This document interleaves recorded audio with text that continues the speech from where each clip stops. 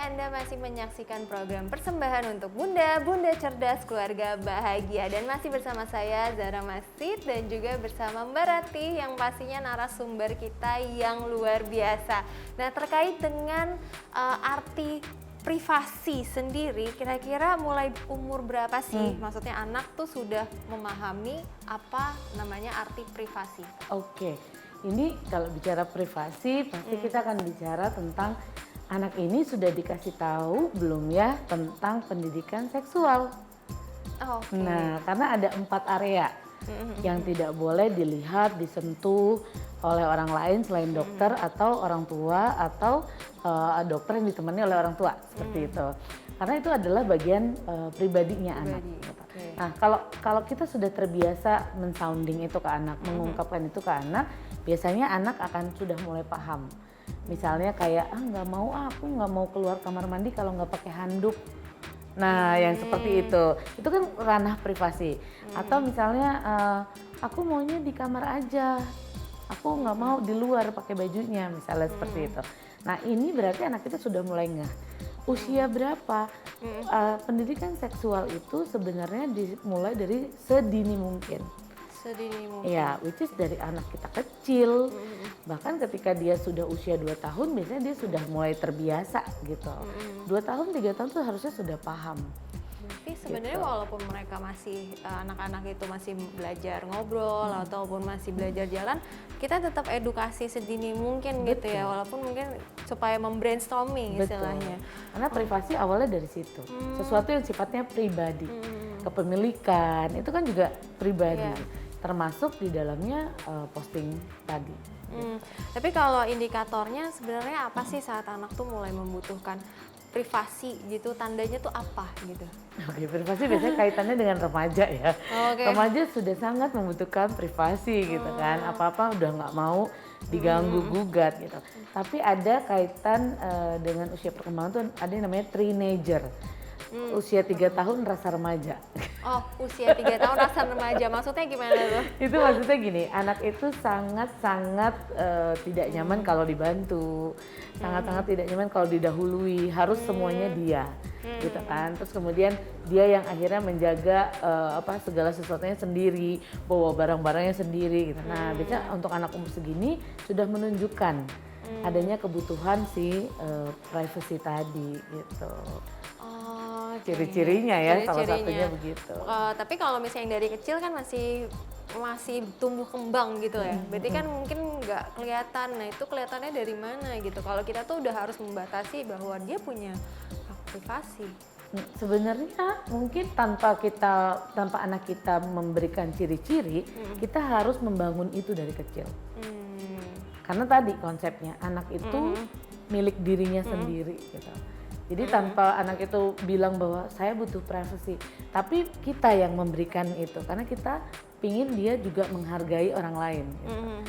Jadi memang dari orang tuanya yang melakukan pembiasaan, akhirnya nanti anaknya memahami. Dan itu kan masuknya ke komunikasi ya, Betul, gimana cara orang tuanya mengkomunikasikan hal tersebut. Nah, kira-kira contohnya seperti apa sih? Misalnya, komunikasikan kepada anaknya.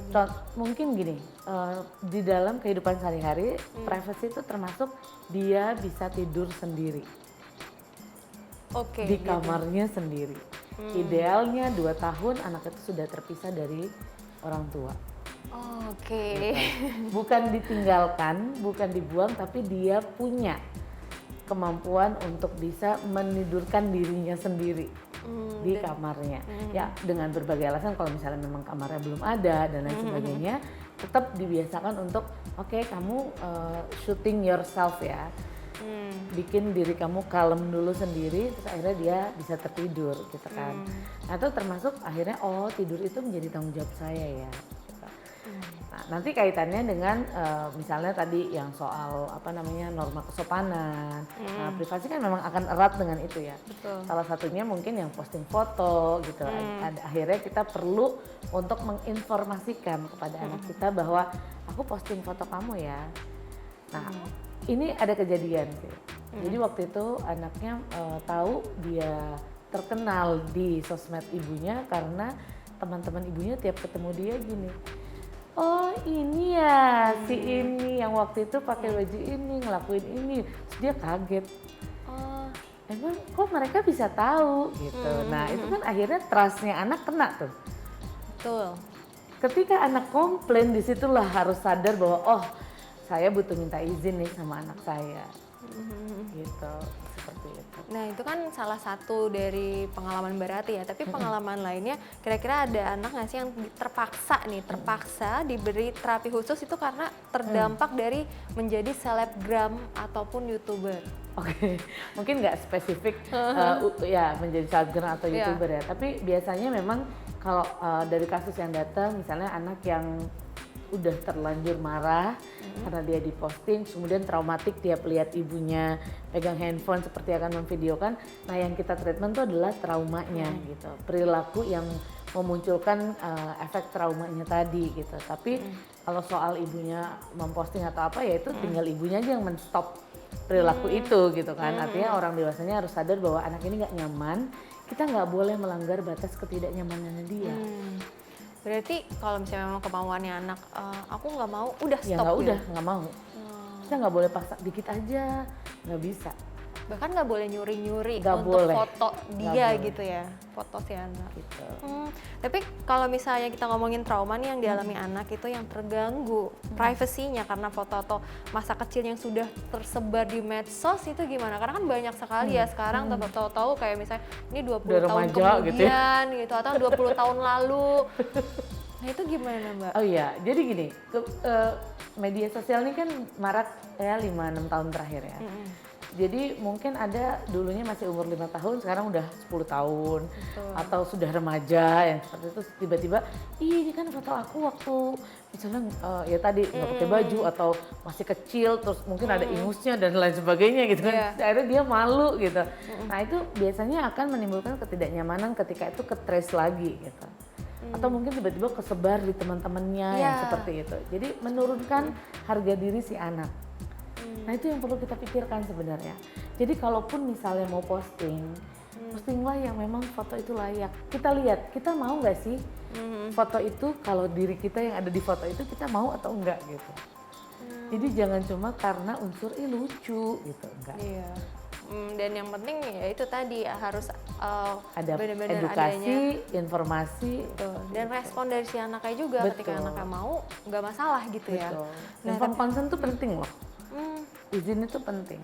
Itu juga yang akhirnya mengajarkan kepada anak bahwa dia tidak bisa berperilaku sembarangan ke orang lain. Children see, children do.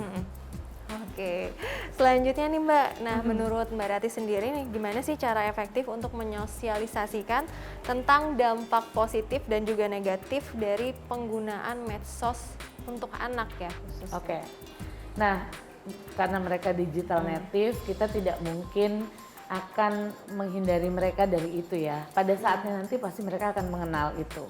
Soalnya mereka memang hidup di dunia digital. Tapi yang perlu kita sosialisasikan kepada anak adalah bahwa media sosial itu dimiliki ketika anak sudah cukup umur. Itu yang pertama. Terus kemudian apa yang perlu di-share, apa yang nggak perlu di-share itu juga contohnya dari kita.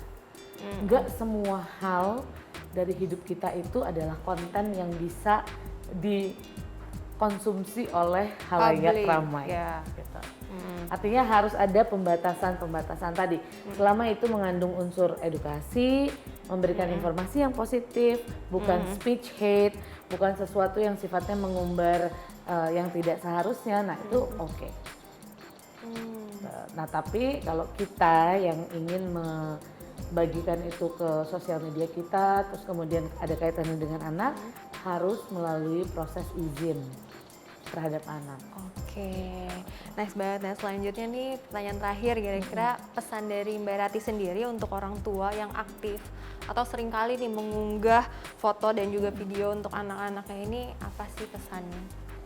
Pesannya adalah think before your action. Ya, actionnya itu benar-benar harus dipikirin dulu.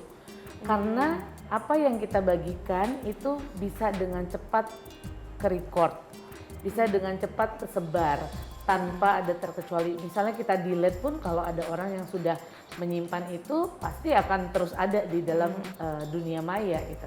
Jadi selalu berpikir sebelum membagikan sesuatu. Kalau itu bermanfaat, kalau itu memberikan informasi yang positif dan itu sifatnya edukasi, go for it. Nice banget, perbincangannya seru banget. Tapi sayang nih waktunya sudah di penghujung akhir acara. Dan terima kasih buat para bunda-bunda yang masih setia menemani kami ya. Pokoknya seru banget perbincangan hari ini. Dan untuk para bunda-bunda, orang tua jadi harus berhati-hati. Think before action ya, jadi pikirin dulu sebelum action atau sebelum mengunggah foto anak ataupun sang buah hati, karena efeknya adalah jangka panjang ya, masa depannya, karena benar-benar harus dipikirin dulu kira-kira memang parentingnya itu untuk apa tujuannya. Kalau memang untuk mengedukasi sebenarnya masih normal dan juga masih wajar. Itu dia perbincangan kita pada episode kali ini yang pastinya sangat menarik.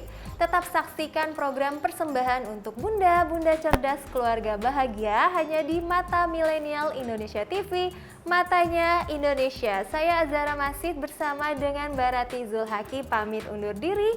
Bye-bye, sampai jumpa di episode selanjutnya.